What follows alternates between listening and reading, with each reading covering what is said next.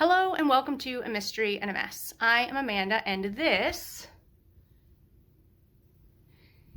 is my mess. Every week or so I pick a mess in my space to clean up, and while I do that I recount a fascinating tale to entertain myself and hopefully you. Sometimes it's true crime or weird history or wild science. This week it's the mystery of the SS Ourang Medan. So fire up those mirror neurons and let's get cleaning. Before we dive into the mystery today, the Ourang Medan, I want to take a little closer look at this particular cleaning project. When we moved into this house, a couple of the doors have this gross buildup on them that I've seen in doors in other houses too. These doors are real wood and very old. The house is very old. So I wanted to make sure to clean this wood up the right way. A quick internet search, of course, brought up dozens of websites and a lot of different suggestions. Vinegar, olive oil, mineral spirits, on and on. I decided to go with the advice from the Bob Vila website. And the entire reason I chose that, 100% of why I decided to listen to Bob Vila, is because Al Borland worshipped Bob Vila, and if Al trusted him, I figure I trust him too. So we're going to start with liquid dish soap as the first cleaner to try, based on Bob Vila's suggestion. If you want to see the whole article that I'm following to clean off this grimy door, it's already posted on the A Mystery and a Mess Facebook page, and I will also pop it down in the doodly-doo at some point in time. I mean, I tend to get a little overly excited when I finish editing these videos and put them up straight away without properly filling in the description, so if you want it from the description and I didn't put it there, comment and I will remember to pop it in. But otherwise, on to the mystery of the Ourang Medan. So this is one of the quintessential creepy ghost ship stories. I was actually really pretty certain that I had heard of this ship, that I had heard it mentioned on an episode of X-Files, like .com or Triangle. I freaking love that episode. It's not, controversial opinion. It's one of my favorites, the episode Triangle. But because I love my fans and want to make sure that you have the proper information, I went ahead and watched both of those episodes, and it isn't mentioned in either one, at least not that I caught. That said, it is mentioned in Ghostbusters 2016. What they're saying is the cat is out of the bag. They want us to put the cat back inside the bag. No, I know that's what they're saying, but I'm saying the cat's already out, so it's hard to put the cat back It's in impossible. But that's why they have that saying, because if It's the a cat is out of the bag, you nonsense can't put it back in the I bag. put a cat in a bag all the time. But once the cat is out of the bag, aren't you like, oh, the cat is out of the bag? We just want to shove that damn cat back in the bag. The cat has been out of the bag before, and yet people lose interest and put it back in. People always move on. Sheriff in New Mexico reports a UFO encounter. The crew of the SS Ourang Medan dies mysteriously. The entire town of Langville, Montana goes missing. It does? Okay, but we're talking about relocating. No one's being killed here, right? They were turned inside out. Their skin is on the inside of their body? Their skin is on the inside of their body because their organs are on the outside. But they're okay, right? Sure. I think they're dead. Seriously, if you don't love and watch Ghostbusters 2016, I don't think we can be friends.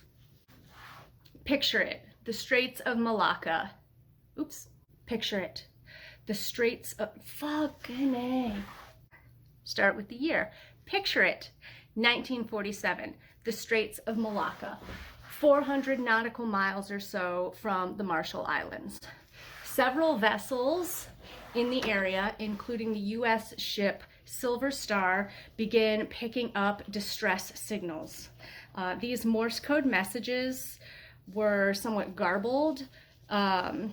sprinkled with random dots and dashes, but removing those, the cry for help stated, SOS from Ourang Medan.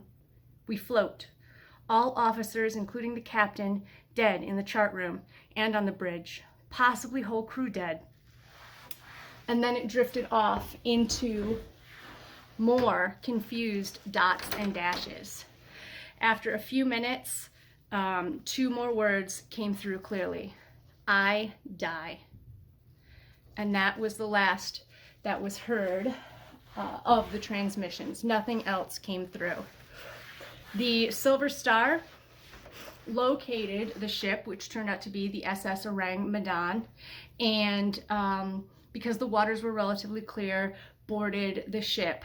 Upon boarding it, the sailors who went in the rescue party were shocked and horrified to discover that there were dead bodies all over. It appeared that people had simply died on the spot. Their bodies were frozen in rictus. A lot of the more dramatic descriptions say that they were dead with absolutely horrified looks on their faces. And for some reason, every single description of this event, and there are several and they vary a lot, but every single one consistently mentions that the ship's dog was also dead. I'm not sure why that is significant. One specified that it was a terrier. That sucks. So it's a body full of corpses, and one dog who is also a corpse. That sucks.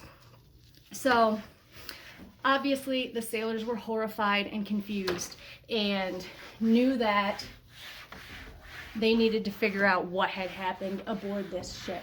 They decided that they were going to tow it to the nearest friendly port and began roping up the ship or whatever. I don't know how you tow a ship with another ship. But they started arranging to tow the ship away. However, as they were doing that, someone noticed that smoke was beginning to billow up from the SS Ourang Medan. The smoke had not been there earlier when they, before and during the boarding of the ship, but there was smoke billowing off of the ship now. They cut the lines and got away from the ship as quickly as possible. And very shortly thereafter, the sailors on the Silver Star witnessed the SS Ourang Medan exploding with powerful force. At least one account stated that it exploded with such force that the ship literally lifted off the water as it exploded. So what's up with this story? Is it fact? Is it fiction? Is it a myth? Is it a real ghost ship that was lost? That's part of why this one is a genuine mystery. No one knows for sure if this is fact or fiction, if it was a real ship or not. Some of the aspects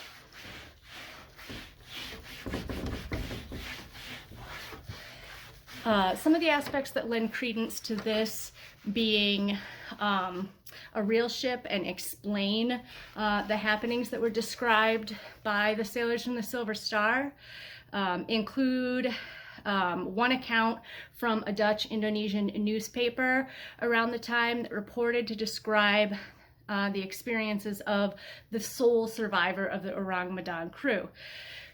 This account in the newspaper said that this man was found by an Italian missionary and some natives on an atoll in the Marshall Islands. And the man, before dying very shortly thereafter, told the minister that the ship was carrying some badly stowed cargo of sulfuric acid, and that most of the crew perished because of the poisonous gases escaping from the sulfuric acid.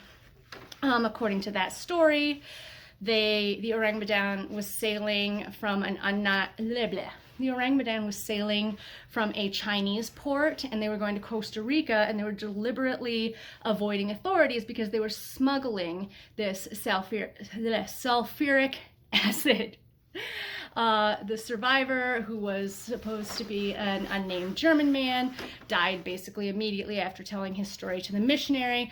The missionary told his story to a gentleman named Silvio Shirley in Italy. And the Dutch newspaper then wrote this story. And at the bottom of the story in this Dutch Indonesian newspaper, there was a disclaimer that read, this is the last part of the story about the mystery of the Ourang Medan. We must repeat that we don't have any other data on this mystery of the sea, nor can we answer any of the unanswered questions in the story. It may seem obvious that this is a thrilling romance of the sea. On the other hand, the author, Silvio Shirley, assures us of the authenticity of the story. There are a lot of theories that line up with the information in this story. It would explain the rictus in the victims, and these stories don't all specifically say it was sulfuric acid. It's basically that they were smuggling chemicals related to World War II that that would have been noxious or poisonous. So it could have been sulfuric acid, it could have been nitroglycerin, it could have been nerve toxins.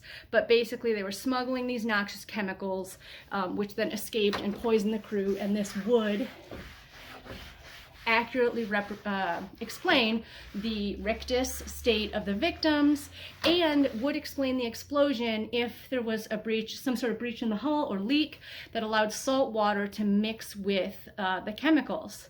It would also explain the lack of paper trail for the Ourang Medan. That's a big reason that this remains a mystery, is because there is no paper trail. So does the smuggling explain the lack of paper trail, or does the lack of paper trail demonstrate, great, I just got soap all over my computer screen. Does the lack of paper trail explain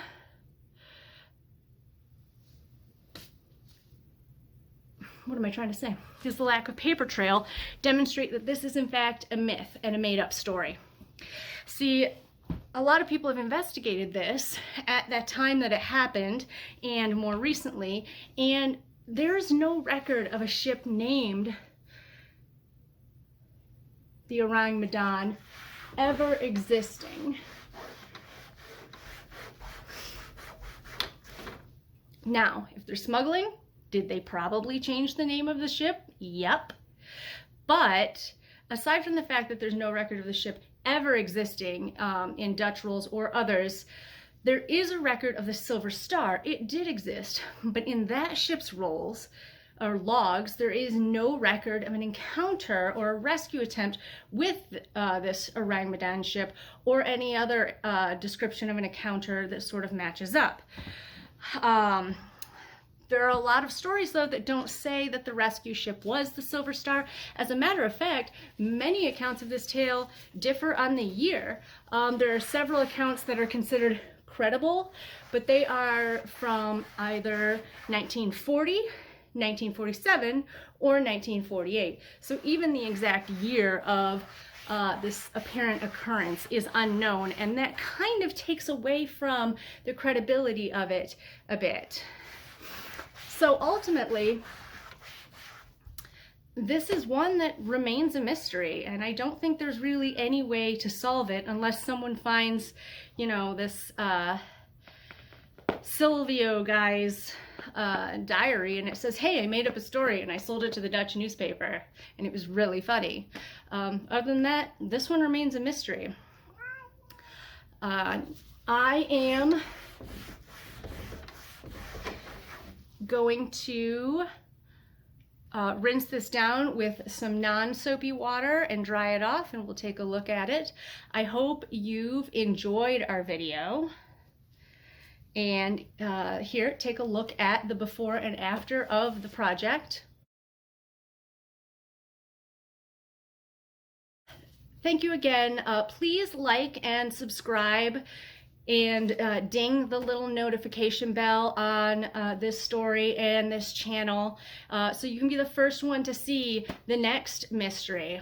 And if you can't wait, if you need more mysteries, if you like flippant memes and crazy stories and cleaning tips, and you need more of that in your life, you can like A Mystery and a Mess on Facebook, and you can join our Facebook group, A Mystery and a Mess, True Crime and Cleaning, to join in our discussion of what an ideal home improvement reboot would look like.